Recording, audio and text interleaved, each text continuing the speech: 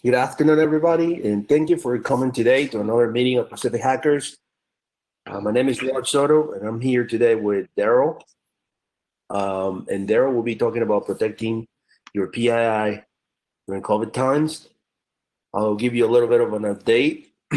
Obviously, as you all probably know, things are still tough with the pandemic, so we're not going to resume any in-person meetings. We have one more meeting before the end of the year, since we've been meeting monthly. There might be an actual talk, or we do a capture the flag type of event, and try to have some fun from home. It looks like we're not gonna be able to resume our meetings anytime soon once the year ends. So our first meeting next year will probably be about what we're going to speak about, which is always that we do all the time. And then from there, we'll select the topics. And if there's enough topics, we can even go bi-weekly. It will depend on the participation and your willingness to contribute and engage. So we have one more meeting. We do have a Discord channel. I'm gonna post the Discord channel address invite in the chat for this WebEx session. And for those of you who are here for the first time, we meet every month.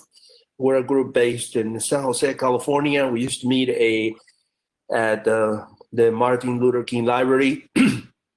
We're an open group. Everybody's welcome. And we try to help people get jobs in InfoSec.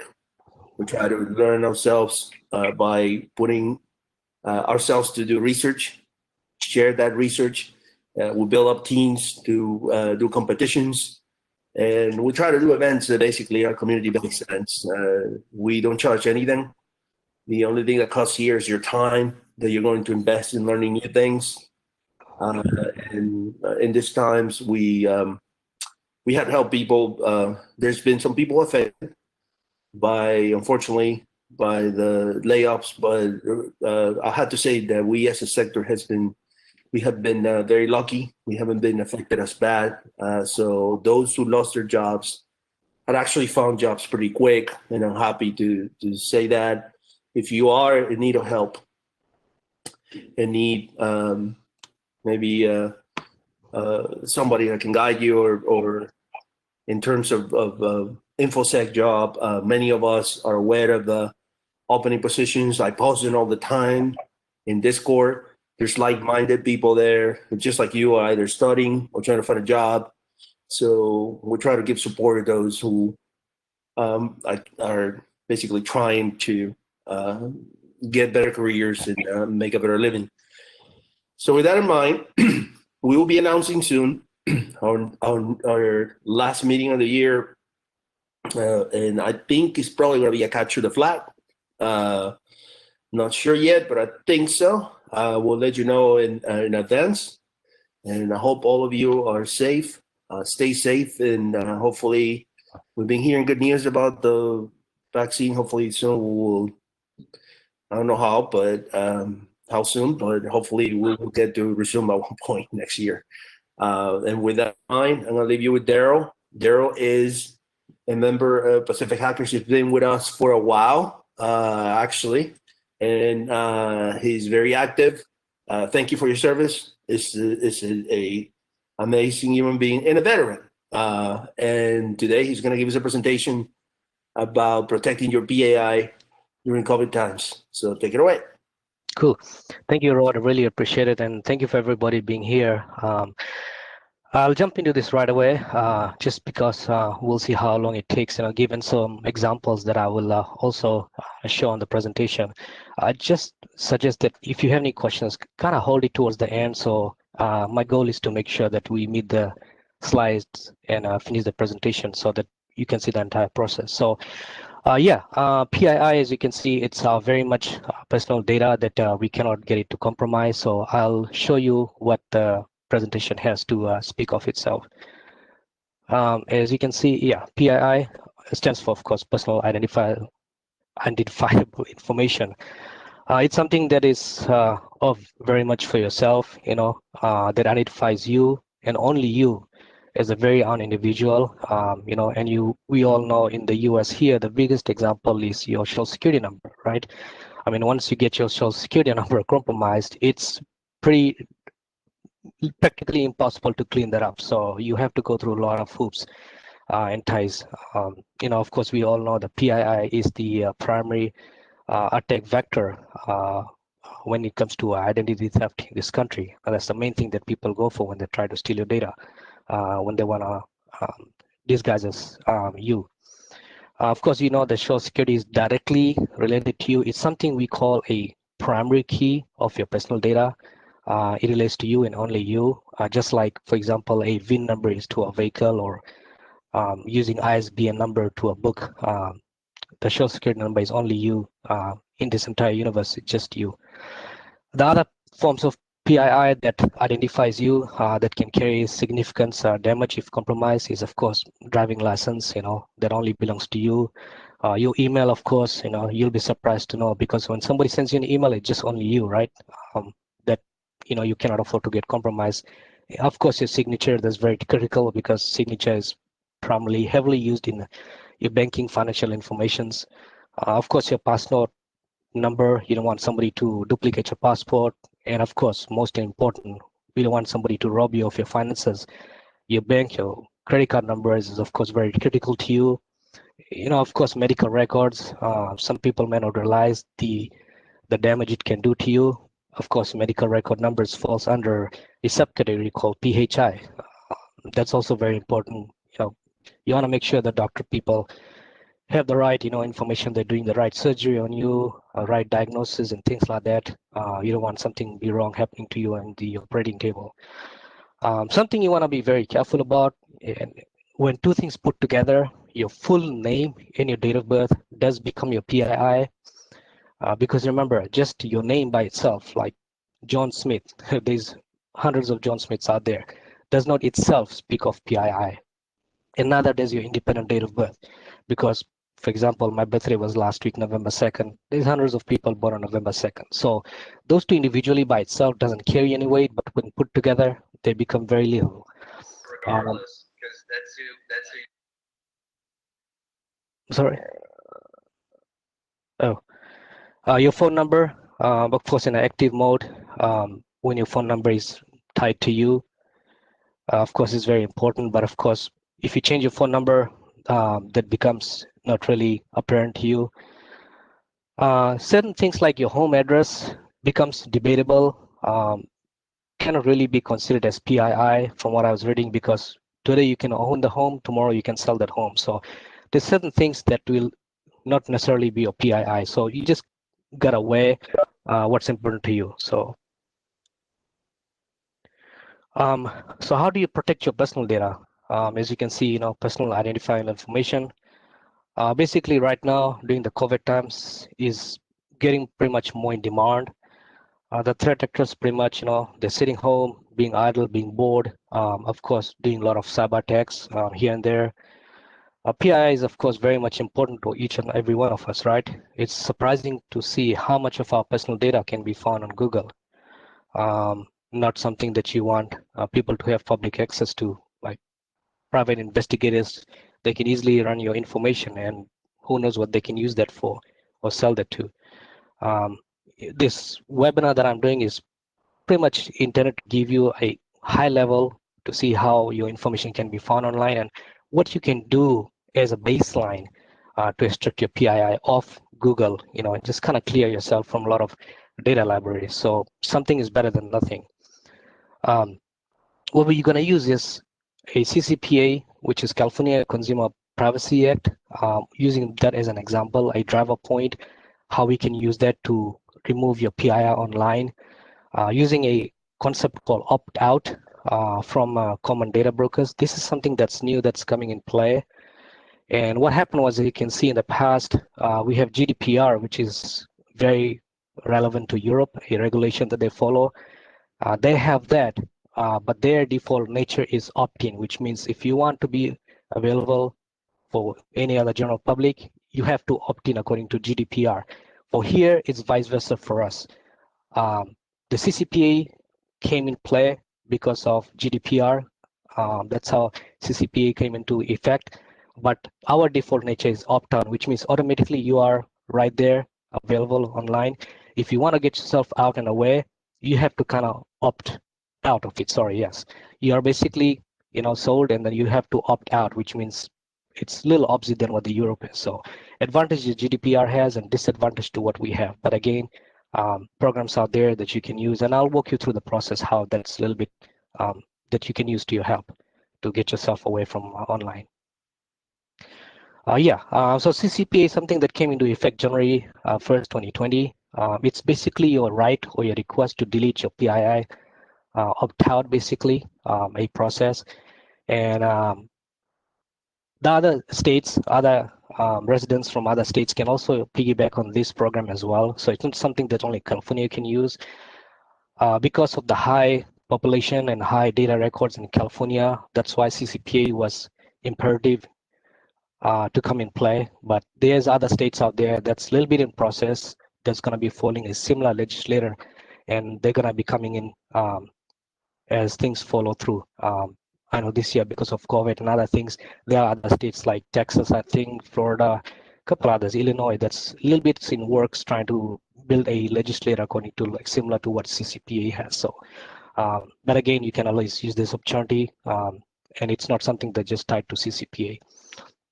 Why? So why do we have to worry about this? Well, your credentials, as you can see, is very critical to you, right? I mean, last thing you want to see is this being sold or being on dark web. So, last thing you want to see is your information being sold on dark web, not something that you want to deal with.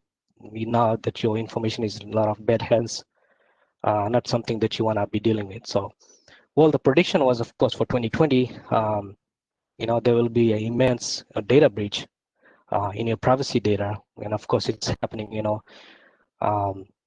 if you haven't been subject to that, then knock on wood, but those information have been stolen.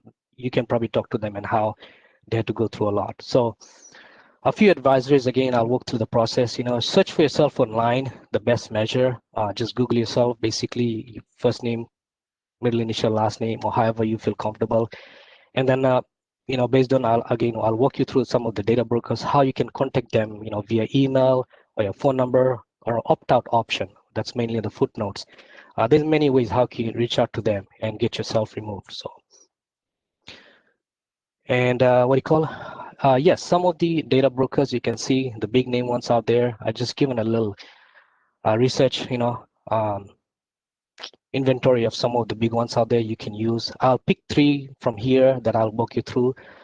Each one is a little different, so that kind of will give you a little principality of what you looking at, how to go about walk through your process and to remove them. So what we're going to do is we're going to look at first being verified. Very good one to use. If you look at that link over there, you can read about their privacy, how the data is being used. And again, I just took a little screenshot for California residents, but again, other states can use the same process to get themselves offline. It's a very good information with the privacy link over there. Like other agencies, data brokers have similar, reading according to those. If you want to read further and learn about that, how the data goes online and how you can remove them and how can they be used for. So what you call when we click on this being verified, and I'm gonna just use this as an example. You can of course search anybody over here, right, using first name, last name.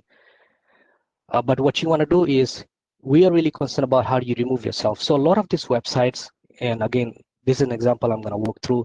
You want to look for something like do not sell your personal information or how to remove yourself. So we're going to click on there. And what I'm going to use is I'm going to just use my dad as an example. And I'm going to type his name.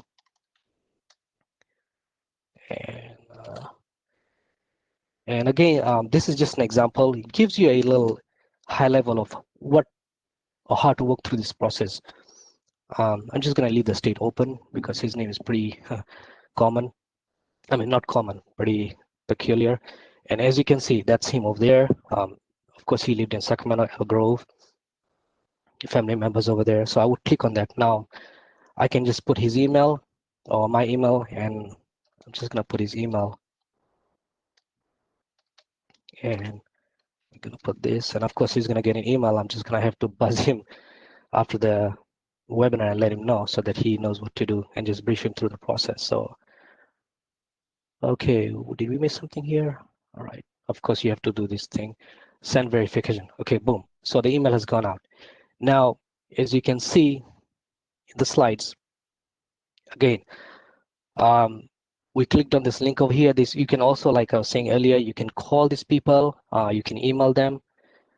What do you call here? We just ran through that example. You will get an email. So my dad in this case will get an email. When I did mine, I got an email. It will be something like this that will show up. You click on that link and it will give a verification to the agency, and then within, like I would say, a day or two, at most 48 hours, they'll remove your information.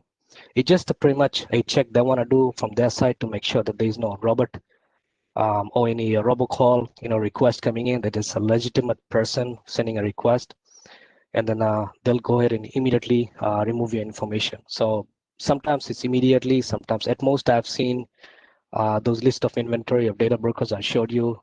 On average, I would 3 days, give you 3 days, they'll remove your information. So you can always go back in a week and so check, and you should be pretty much fine. If you do your search like that, if you show up, you can remove that. If you do not show up, it'll be fine. And then I'm going to give an example. For example, when I did remove mine, and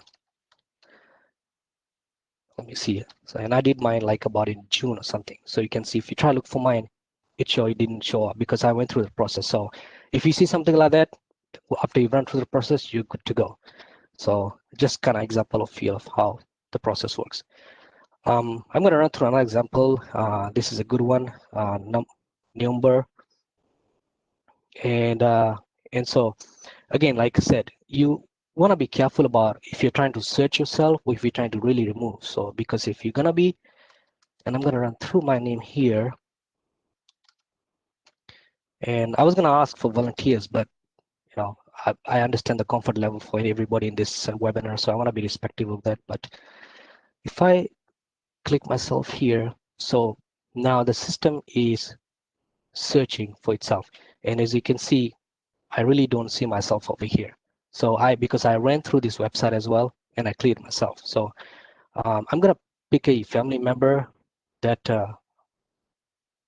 that I have that has not gone through this process. So how the person shows up and how you can clear this.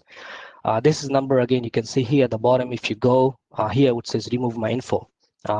This is something you can click on. Again, you have an option. Either depends on your comfort level. You can either email them. They respond very quick. Or you can call them. I also went through a couple of data brokers and I did try and call them too. Just give a little sample, and they were very responsive. They were easily able to get somebody on the phone. It's a real life person. You give them your information, your first name, last name, date of birth. They'll set you up and they'll clear you. And then when I was able to go back after a couple of days, look for myself, I was cleared. So they're very helpful. They're effective. And again, thanks to CCPA, this program was not there before. It's fairly new. So try and take advantage of that. And again, like I said, it's comfort level. Either you feel like calling them, you don't even have to wait on the phone for most part. There's somebody comes on right away. Either you email them, email response is pretty quick, couple hours. I find it the best just doing it online because you can save screenshots. So remove my information. I'm going to click on that. I'm going to pick one of my family members because I saw her available. And let's see, I'm going to type L group here. Okay, boom, and then search. Okay, so so there you go. So she's showing up over there. I'm going to click on the view details. And what I'm going to do is give it a little time. It's kind of loading. It's searching through the database. So I hope I'm not going fast enough for you guys. Is the pace okay for everybody? So I'm going to try. Yeah, it's looking good. Okay, I'm going to try and do this again. Sometimes my internet, I just changed my router, so it gives a little bit of drag. So, okay. So I'm going to click on this.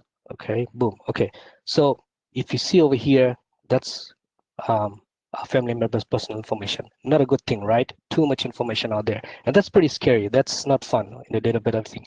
What I'm going to do is I'm going to take this URL and copy that and then go back. And if you follow through, what I'm doing is when I go and click on remove my information, and it makes it very simple, user friendly for you. Like I said, every website is different, but the concept and the principality is same. You see over here it says opt out of number. So remember the URL that I cut and paste? I'm just gonna put them here and then submit. I'm not gonna do that because I have to talk to my family member, let her know that I'm doing this. But if I click that, of course, like the similar example that I showed you in example 1, that person will get an email. That person will open the email, clicked on opt, whatever option is. And I think I do have a screenshot on my option, yes. And you can see over here. So like I was showing you, we'll click submit. That person will get an email. This is my example here. Email will be something like that. It would take you through the hyperlink. You will click on that, and then boom, there you go. You are all cleared. So that's a confirmation email that shows that you are in a process, and they will act according to your request, and then you are removed. So, and of course, when you search for yourself, you shouldn't see yourself. You will see something like that, page removed, something along the line. So just like I have shown you, when I look for myself using my city, I cannot find myself. So something like that. I'm going to quickly run through another example here. Check people, another third one, a very good one. And again, like I said, each of them pretty much make it very easy for you. Your comfort level, either use the email, your phone number, or your remove my info. My main process over here is to do the webinar where I can kind of walk you through the remove info, because we know email and phone number is pretty easy, right? We know all how to deal with them and just run through the process. Remove info is a little bit different. The reason I'm using 3 examples is because each of them is a little different. So over here, if you go all the way down, and remember, you always want to hit the footnotes. That's where your guidance is. Okay, they will give you different options. Like I said, the wording is different. They'll either say remove myself or do not sell my information or something there. You just kind of have to gauge and use the indication as to what you want to click on to remove yourself. So here, do not sell myself. Okay, I got this over here. I'm going to use my wife's information because I think this was one of those that I did not put my wife through. So I'm gonna type her name, and of course she lives in Elk Grove here with me, and yes, in California, of course. You just go through your robot checklist, cars. I just click on this. Okay, I must have missed something. Okay, bicycle. I'm not a big fan of trying to use this kind of examples, but we'll see. Okay, crosswalk. Just bear with me. Hopefully we can clear this. Okay, finally. All right. So there you go. Boom, she shows up. And for example, very simple reason. You can see my name is over there tied to her, right? And the husband, and of course, family members. She lived, here and with me in Elk Grove, Sacramento, Irvine. She's from Texas, Oklahoma. So obviously that's her. I'm not gonna click on that because she's gonna come knocking at my door. But of course, I'll walk through the process with her so she can clear her. But if you reference back to my screenshot slides over here, so as you can see, if I were to go click on, of course, remove record, I would get the screenshot over here. Very simple, straightforward again. The process of removing yourself, you would click on that. You would get an opt-out option. Again, you do your due diligence, fill out whatever is needed, and you search for yourself. You'll get a new page called selected. Of course, a lot of times they want to verify you to see if you're a real, live, legitimate person and real request, so that it's not a robocall or robo request. You put in your email as needed. In this case, I would put her email so that she would get an email and she would submit the due diligence. In this case, I just put mine over there, send confirmation, and boom, there you go. It will reset back to you. The email has been filed, and then you would open an email. This is an example for me over here. When I did mine, I said, hey, Daryl, you would like to request, complete your confirmation. Boom, you do that. Just a little bit of verification. Again, this is for your records. You know that this has been done. So later on down the road, if there's any issues with them, if you're showing up, you can always reference this. And again, these people are 100% pretty good with what they do. So it will not go wrong according to the principalities and policies that's out there to protect our data. So anyways, so those are 3 examples I did. Based on our time, I don't want to take too much of you guys' time, but if you get a chance, this is another very good one, Instant Checkmate. Try if you want to walk through the process, while we're in this presentation, or maybe after this webinar, if you want to later tonight, do it yourself. Try Instant Checkmates. Just walk through the process. If you go on the bottom, just click on Sell My Info. Just follow through the process. It's very straightforward, and then that can walk you through the process. So just an example of how you can clear your ground. So anyways, again, just to highlight how to opt out process. It's very simple. Just run through a couple checks. Step one, you would contact the broker that you want. Either reach out to them through phone, email, or using opt-out form. Your best get is always using the opt-out form. It's very simple, straightforward. Like I said, you can get screenshots. Search for yourself. Find yourself out there. Verify. Remove yourself using the option, and then just follow the process. Okay, and then what you call, as you can see, the data brokers that I went through. Let me show you here again. These were some of the main ones I covered. There are some big websites. There are some small ones. The thing is, I'm working with FBI right now to see if there's a centralized database that we can use to do this. Right now, there hasn't been anything significant like that. But what it is if you run through majority of this, each data broker feeds into other ones. So they kind of like are interrelated, internetworked, or intertied. So if you go through a bunch of these, it will clear from the other ones as well. So there are some big ones like these ones over here. I did a good research. I spent a couple of days looking at these. So if you run through most of them, you are actually on a good track. So this feeds into smaller databases too, so you don't have to worry about those. So like OneRep is a good one. Number to name is a good one. These are some of the big ones. If you walk through this process, like I said, again, the one I showed you, for example, 1, 2, and 3, they will clear the ground for a lot of the smaller ones. So something is better than nothing. And give me a second here. Let me get to where it is. So yes, like I was saying earlier. So if you get like about 70 to 80% of your data removed using those data library, as time goes by, you're gonna have your information on Google less and less available, which is good. So, and eventually as time goes by, it will clear up. Again, why do you want your PII offline?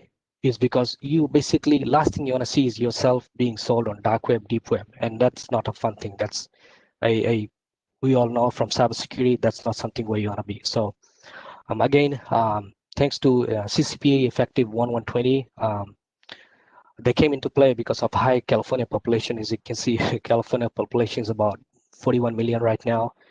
I think we're looking at Texas about 30 million. Florida is like third with 20 million. Because of this high state population, these policies are coming in play to protect our information. Like I said, again, other states are kind of coming behind, duplicating CCPA. So try to take advantage of this, use this. Adversaries are trying to grab your PII as much as possible to steal your data, to sell it for whatever reason, who knows, right? To get a new passport on their name, under your name, or to open up new accounts. We know, and we all know the damage of identity theft. So, like I said, again, other states can use a similar approach, just like CCPA. So you're not tied to again being part of California. So why are we doing this? Again, because of COVID, there's a high spike in global cyber events. And the biggest thing is like phishing attacks, PII getting hijacked. So please protect your credentials. I cannot emphasize enough, especially California residents are pretty much on a high demand. There's many ways how your PII can be compromised. Of course, we all know phishing emails is big out there. It comes in your work email, in your personal email. But there's other things that are coming up to the surface and getting bigger right now. And a lot of times people are not aware of this, something called phishing and smishing. And for me, trust me, I get about 2, I would say to 3 texts every day. And I get phone calls as well, pretty much 1 phone call every day. And it's pretty much like, you probably know about Nigeria phone calls, text, federal tax return phone calls. They callers calling you and asking you for personal data, right? It's just getting so common and so annoying. So something to be aware of. Anybody calling you, on your phone, asking you for personal stuff is no different than a phishing. Phishing only thing is through an email, and phishing is through a voice phone call. Of course, third measure now is text message, right? We are so surrounded by text messages, right? We just are more easier to pick up our phone and text somebody than calling. The calling was the old school days. Now it's all text. Like I said, I get text messages every day. Hey, Daryl, you have a parcel. Click on this link to confirmation for your confirmation and verification so we can deliver your parcel. UPS text comes to me, USPS text comes to me, Amazon text comes to me like, oh, so from random phone number, right? Everybody has a phone number because of this personal data being sold. I get text message saying like, I remember getting one yesterday, Amazon account, please click on these links to verify and get your $25 gift card. Now imagine if I had clicked on that. Who knows, man? I have no idea about this link, where it's coming from, what's the background on that is.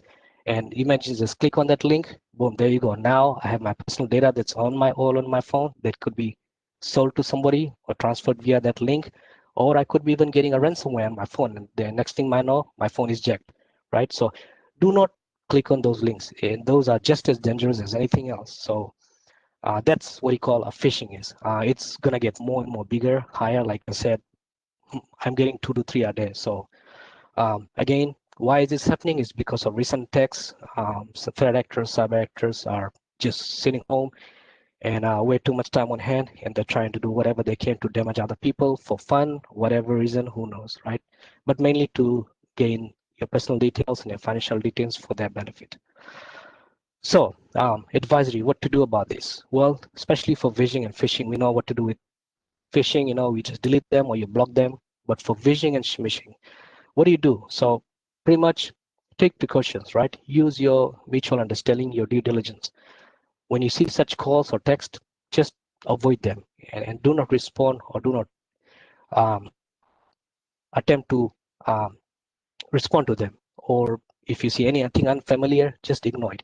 Why? Because the moment you respond, what happens is these are coming to you in mass mail or mass phone calls or mass text. So when you are responding to them, you basically are identifying yourself as a valid and a live person. And now that whoever is corresponding to you knows you that you really exist and your phone number is valid. So then you kind of have grounded yourself to that person and you're exposing yourself to further threats and attacks, who knows for what their purpose is.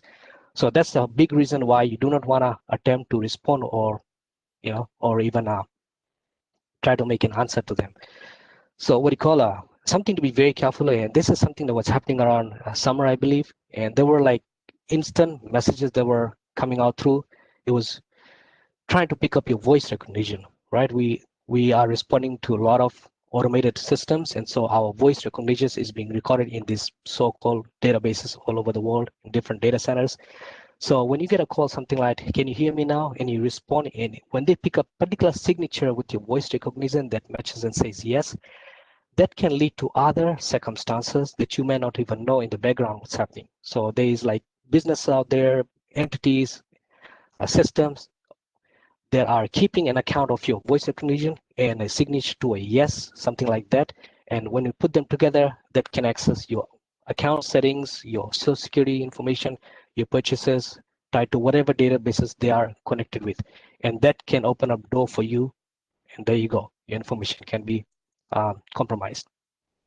You also have, as you can, some of you may know, that certain people, telemarketers cannot call you after a certain time. You have another resource, like you can go on do not call list. It's a federal registry system and put information over there, your phone number, register them so that they are not supposed to call you or they are not obligated to call you.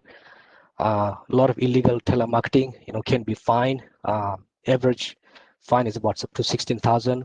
If you really want to follow through and make a file complaint, you do that. And trust me, you'll be surprised to see how some of these are being brought down by the FTC. So one of the things I've started to do more on active basis, like since last year, is having a Google account. So for example, when I go to RSA or when I go to State Fair, and of course, when you enter the sweepstakes, right?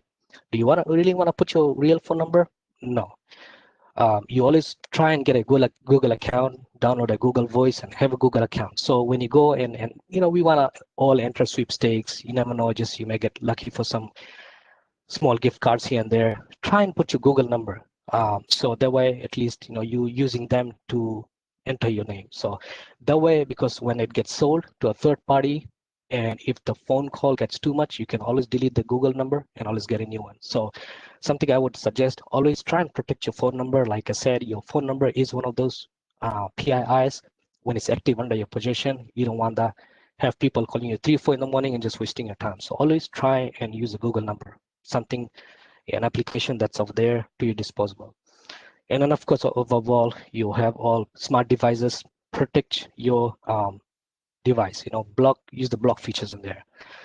Above all, guys, I cannot emphasize enough, if there's somebody trying to reach out to you, using a voicemail or text mail, if it's important, they leave a message. A lot of times we know this robocalls do not leave a message, but if they do, of course, you know how to deal with them. If it's garbage, you delete them. If it's important, somebody trying to reach out to you, they'll leave their contact back. So those are some of the things I just wanted to emphasize, and hope that was of help to you. But again, thank you for attending.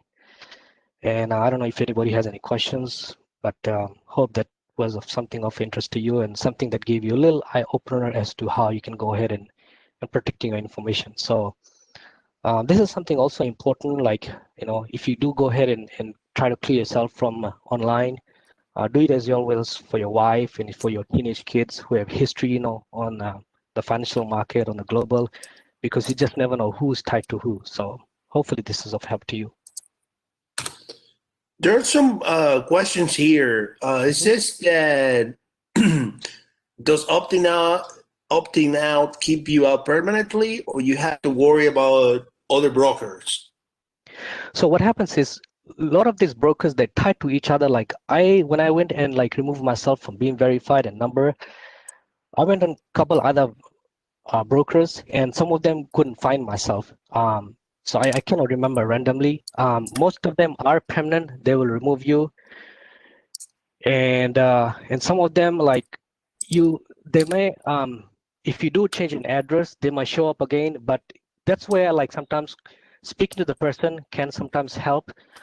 If you do tell them like that you want to permanently be removed, they will remove you, because if they do not, they're in violation of CCPA and this other legislative policy. So a lot of them, I've seen they're being honest, because I've been trying to do this from the last couple of months, and 99.9% of these brokers that I've used and I've requested myself of have not shown me back up yet. So they're working, because I actually had used my friends who are 1 or 2 private investigators, and I had them run me through a test, and they couldn't find me. Before I did this test, I had them look for me. They were able to, but they said that this has been quite a good, effective process. So hope that kind of helps. Question: If I don't live in California, what happens to those who don't live in California? So a lot of agencies are, a lot of data brokers are honoring this. From what I've seen, a couple of my friends who are in Texas, they said they were able to successfully were able to get themselves removed. A lot of times, what happens is, when you call this person, when you request, as you can see, you don't really necessarily have to put down your state. If you're able to find yourself using first name, last name, and your phone number, you put in a request, and they'll still honor it, because CCPA is a ground rule, is a baseline that is there.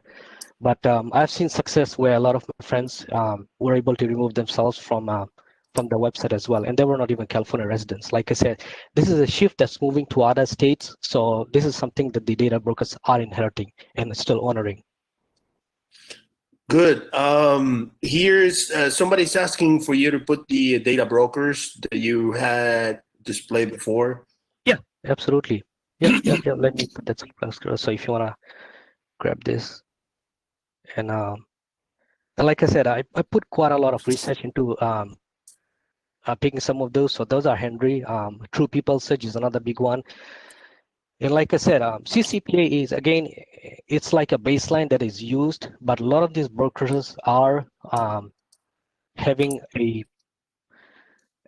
resource where you can go on the footnotes and click on that. So it's gonna be more and more apparent. So, and a lot of these data brokers are honoring the removal from online. So here's another question: what are some sites that prospective employers use? Does removing yourself hurt your chances in any way? So the employees are being moved towards more doing a fingerprinting, and there was a little discussion within our state lately.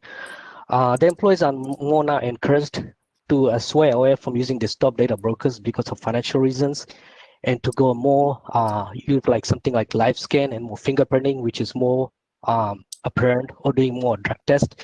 Because as you can see, these data brokers, they cannot be tied with the live scans or the drug test. This is more just to do a random search on you. Especially most of these are being used by private investigators. I mean, for example, a common one will be a mom that is trying to file a child custody support, right? For a dad who's in Florida or Miami, who knows? And it's easy to file, use a private investigator and resource out one of these data brokers and to find an individual. So that's where things like this come in play. There are some employers who use some of these data brokers. What you can always do is reach out to your employer, prospective employees, and see what, and they should be able to advise to you what data brokers they're using, and then go and remove your data accordingly. And so, that would be one resource. But again, like I said, a lot of employers are being advised to use more towards doing a physical drug test or live scan resources.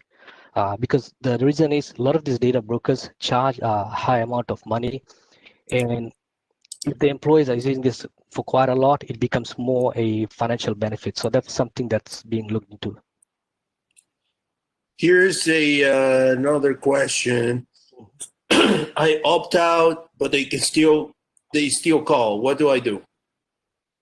So what you do is it depends. Like sometimes you want to give it time. Are you talking about like opt out on the do not call list? Yes, Okay. I believe so. Yeah, Mhm. so definitely that's a clear cut. It's a federal policy. It's a federal database library, and that's a clear cut violation. There is a resource on do not call list where you can go report the communicators to the FTC, and of course, when they do call, you have a record history, right, using a phone bill or even your screenshot, and you can always upload those and report that.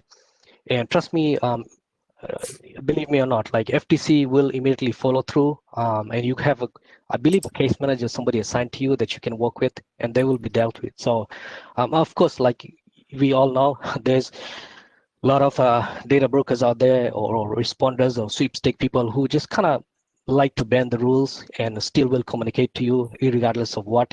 But again, there are consequences for that. So it's just a matter of you following up and just reporting. And again, they will be dealt with from what I've learned with FTC. One last question. Can we get the slides? Yeah, I can definitely. I can put this out. What I can do is, Rob. I think I can work with you. If you email them to me, I will post them with a video. We have actually a GitHub. Okay, got you. And the GitHub has all the whoever sent me the presentation. I hosted it in GitHub. So yes. Right. And I believe you have recorded too. So that way, when they run through recording, they can get slides that way too. But yeah, absolutely. I can definitely put a generic, of course, the key slides that I went through, I can definitely send them out to you, and you can post them as requested. There's another question here.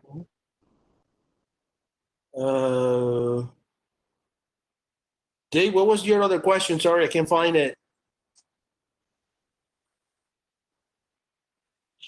I can give you guys the GitHub right now. I'm gonna post it in the chat, but Dave, if you can type, sorry.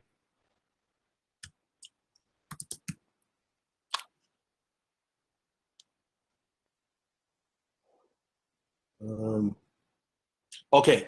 Does opting out keep you out permanently, or do you need to worry about the brokers collecting new information and building a new record? Well, most of them is tied using your from what I've seen talking to these data brokers, because I've called over half of them, and they will go by with your first name and last name. And what you call, once requested, even if you change your address, they will still get it removed. They will still keep it removed. So they have a data library um, that connects. Let me put it this way: that they share off, and when they put in a request, from what I've seen, it's permanent.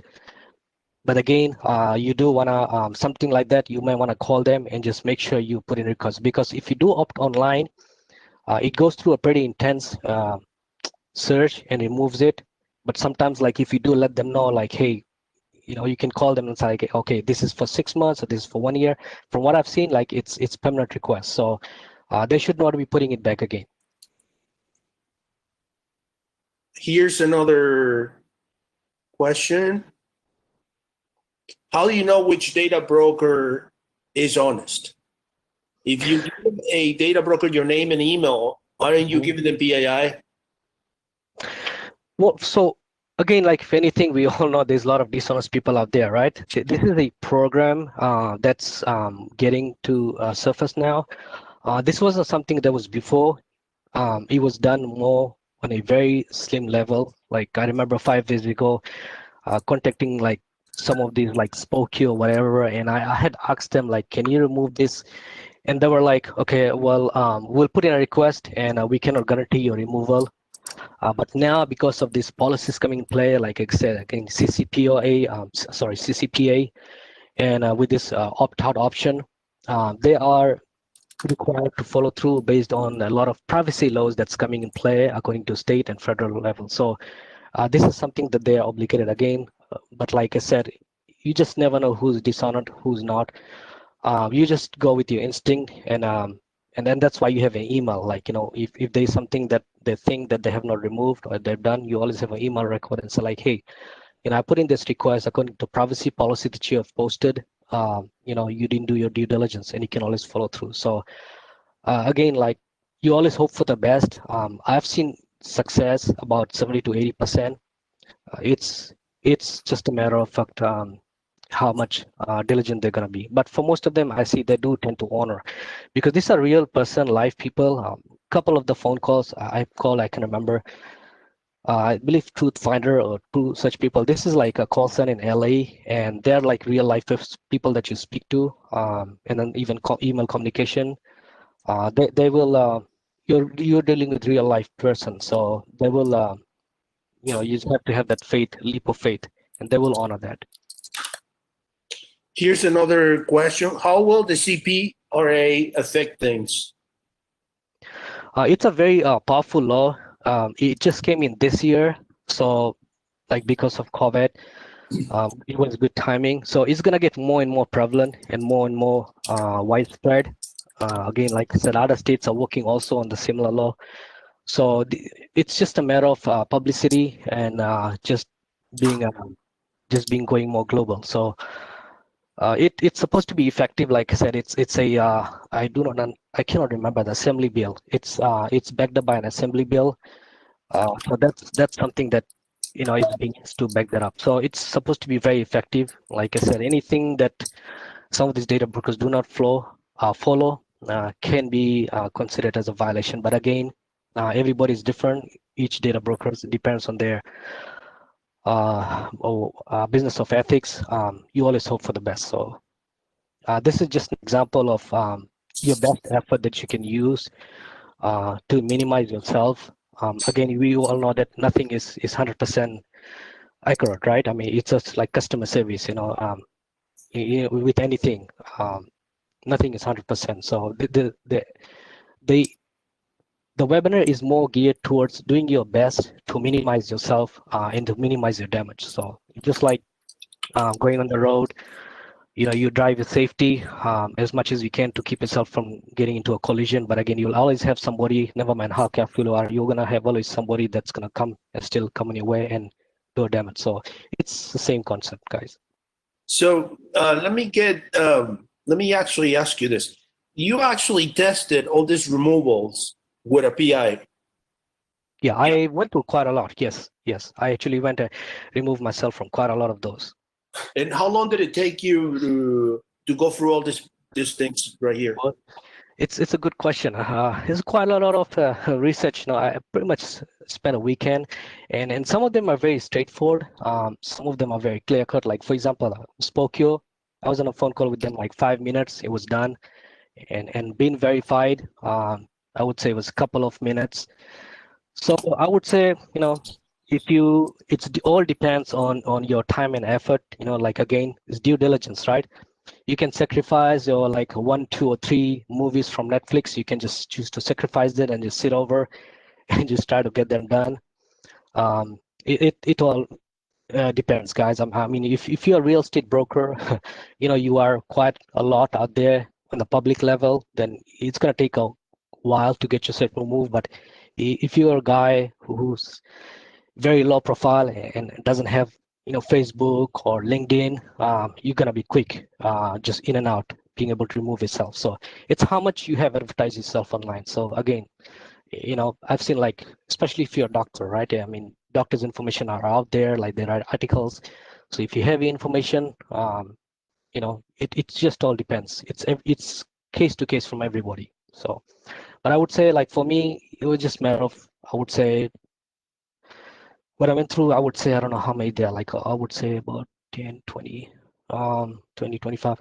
I would say I went through about 20 of these, or 20, 21, 22 of these. Took me about, I would say, 2 to 3 hours, but then I was doing it more because this is my passion. Cybersecurity is what I do.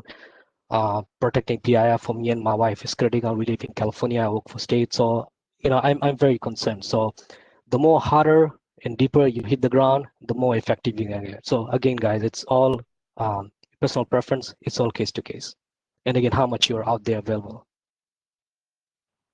Here's another question. Aren't data brokers, yes, you can, Alan. Aren't data brokers a den of thieves? So why should you trust them? Well, it's you just never know, right? I mean, it's a hit or miss thing. So you can say that, but again, it's pretty much like Google, right? I mean, you search Google, how much Google can be effective for you. Like Google can give good information, they can give bad information. So it's again like something like, if you doubt, that's why there's an email out there, the phone number you can contact, and look at their privacy. I would always best suggest that we all know from being a cybersecurity, from a security person, if you always read their privacy, their terms of conditions, that can be a good guide, a good help. So that will give a grounding of how they stand, their establishment. So if always concerned about that, I always suggest, and I did read quite a lot of their privacy. You can see been verified. I did post that. Read that. That kind of gives a grounding of the establishment. So again, it's just a matter of who you're dealing with. So I got a couple more questions. Can you delete your information from the various government databases? So from what I know is, I believe the way government operates a little different. When I was military, like OPM, they will not post their data because of course federal knows better about protecting you. So it's hard to say. This is more like public public data, right? These data brokers are public information. So and of course everything Google is public information. So this is more, like I said, a good example is private investigators using them. Of course, they will not be using OPM databases because that's only secured to OPM or state data libraries. So from my knowledge, I wouldn't think that a federal, local, or county have databases out there. Now, I know, like for state, they have Sacramento Bee, where they advertise people's first name, last name, and their salaries, and there's CDT website. There's a couple other websites, state agencies that they post directory data. But again, those are just minimal. It's just pretty much people's information, their phone number. So minimal to the damage. But again, it just all depends, guys. Everything is case to case basis. So you have to use your best judgment and I believe, mutual intelligence to just figure out how you want to approach those. But from my understand, like federal data will not be sold. For example, like if you go on IRS site, you like if you want to look up your tax refunds, right? Of course, if somebody really has your social security number, your first name, last name, I believe, date of birth, and your gross AGI from last year, then they can only find stuff like that. So all of those are secured and that contingent upon what you have of a prior person. Somebody here is saying the California DMV was selling private info up to this day. Well, I think, yeah, we all know, right? I believe what DMV had a breach, was it last year in LA, last year or before last year? Yeah, those things, they happen. But again, we all know that state agencies, they're pretty good about protecting people's data.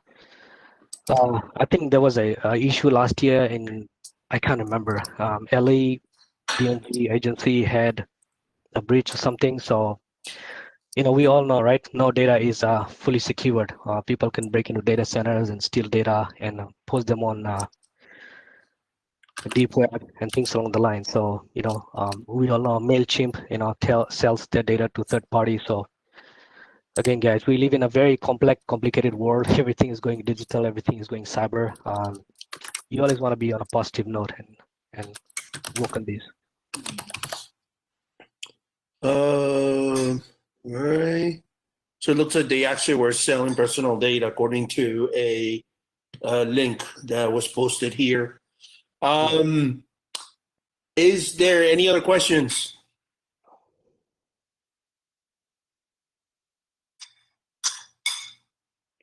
This was a great presentation, Daryl. Thank you very much. This was awesome.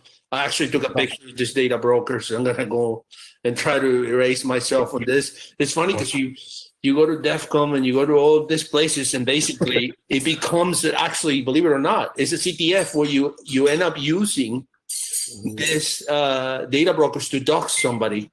This is heavily used in open source intelligence, heavily used. So, Right. Yep. Oh, here's the another question. Can you ask DMB not to sell your data? Well, I believe that's something maybe what, how can I put it? That's between you and DMV, right? You can reach out to them in different ways. You can take a legal approach or I'm sure like they're doing things to fix that. It just like, what is it?